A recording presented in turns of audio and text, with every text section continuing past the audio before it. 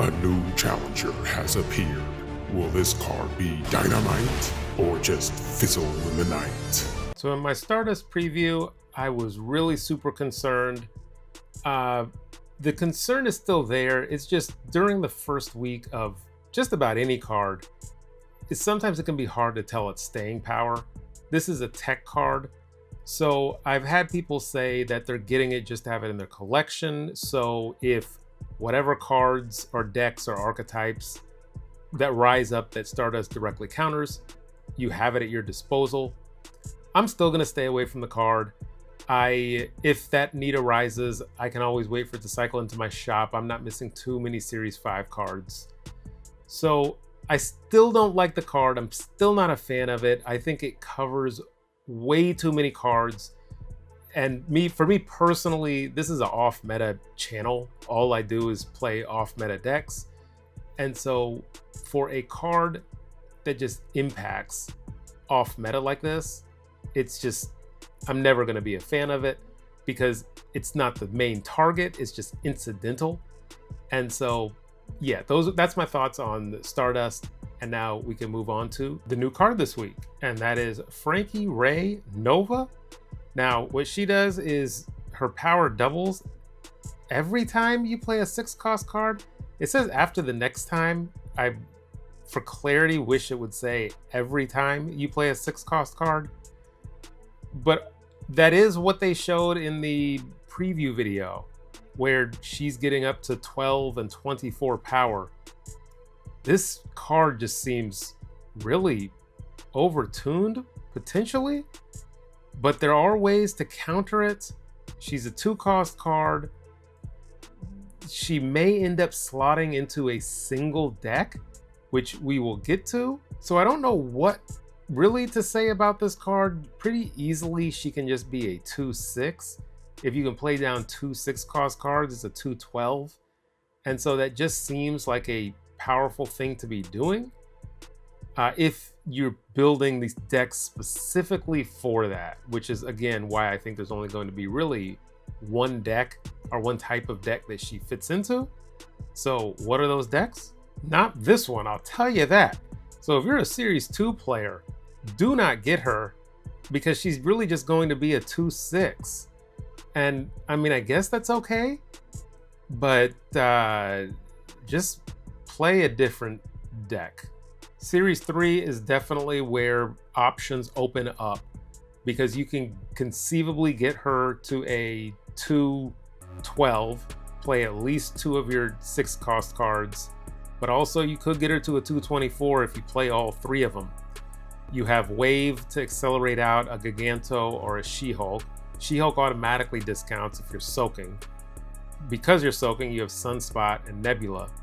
I don't mind Invisible Woman here, because you're really just going to be hiding your big power cards. So you play her on the left and you can hide Giganto there and you're not interacting with this big power.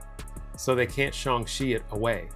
And if they Alioth you or a Cosmo you, well, who cares? You're not there for the abilities, you're there for the power. So because of that, we have Shadow King as well, which is very useful depending on the meta and also into potential mirror matches with Frankie Raye Nova. And that is the Series 3 version. So when I say she fits into one specific deck, this is more or less it. I could see her going into a Surtur type build because Surtur likes 10 power cards. 6-cost cards are 10 power, the 3 you see here. We also have Cullen here because he works just with Squirrel Girl and Sunspot and Luna Snow. And Frankie Raye, you're potentially getting her at a minimum up to 12. But if you're playing Sasquatch on 3 and you're playing Luna Snow on 4 and you're soaking, now you can play Red Hulk and She-Hulk on the last turn for free. She-Hulk's free. You have the unpredictable power of where the real Mysterio is. Sunspot soaking, of course. Thaddeus Thunderbolt Ross pulls those cards out from your deck. The Red Hulk, Sasquatch, and She-Hulk, courtesy of Luna Snow, you're kind of making it easier for your opponent to float at least one energy for the Thaddeus Thunderbolt Ross to go off. And so that's my specific version of what I think her primary deck will look like. And she's really shaping up to be a specifically powerful 2-cost card. So I've been heaping a bunch of praise onto this card. Does that mean I'm going to get her or pass? I am not prepared. You are the worst YouTuber I know. I've given this a lot of thought.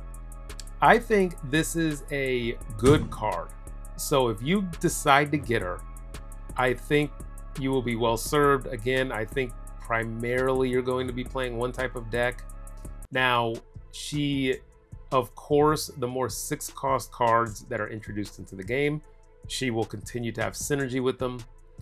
And so she's going to be a good card. Make no mistake about it. But I am so undecided on whether or not I'm going to get her. I usually don't get Big Dumb Power, but when Big Dumb Power is at the 2-cost slot, that just seems OP.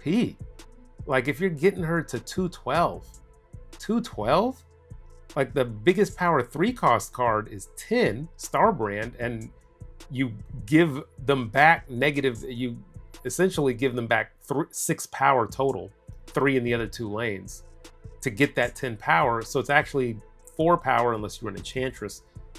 This is kind of just free. Like there's no restriction. If you're running her, you're going to be running Sasquatch, Mockingbird, that package, discounts, She-Hulk, to be able to play out multiple 6-cost cards. So I could see her getting nerfed to a 2/2, and then she's much more in line with higher power 2-cost cards. But right now, this 2/3 stat line where you can just double it up, and maybe she also could fit into some of these buff decks, because just a single point of additional power on her, you're above rate for 2-cost cards. So she seems super good. I will hold off and see what people are cooking up because I don't particularly have an interest in running the specific deck that she would be in, even though I could see it being powerful. So for me personally, I will be holding off until the weekend before the missions and see. I like to be frugal with my resources, and there are some upcoming releases that I want to make sure I have plenty of tokens for, upcoming months, seasons. So yeah, I'm just going to give you the unsatisfactory.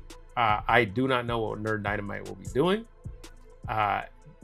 Feel free to ask me if I've made up my mind, and I'll let you know. Maybe I'll pin a comment or a question that is asking that if I've decided.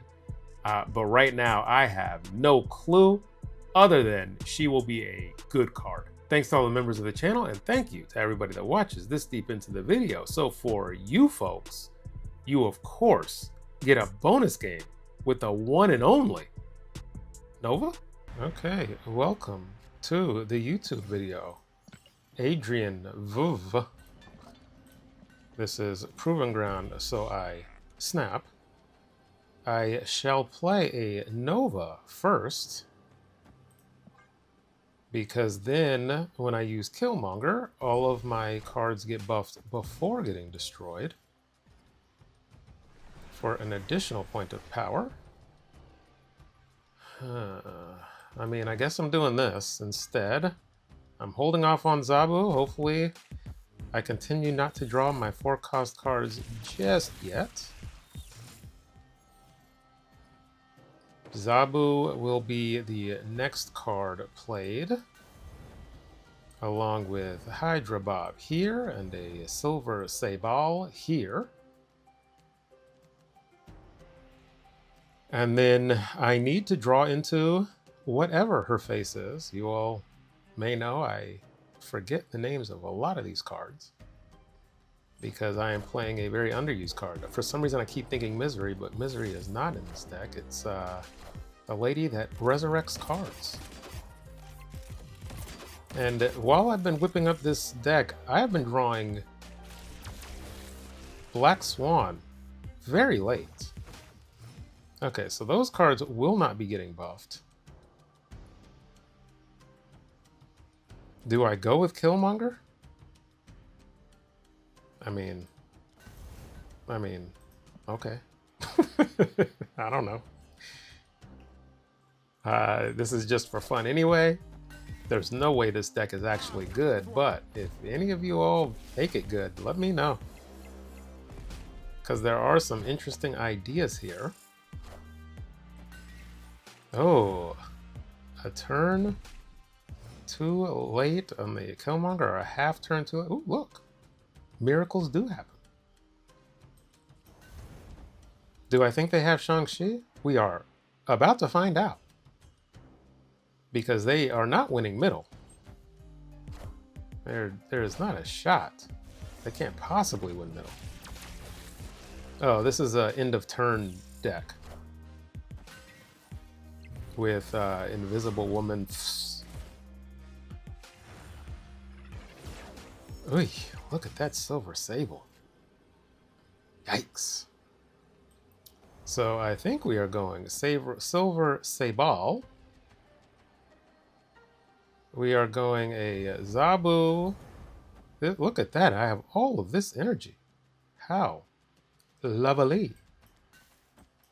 Here and call it a day.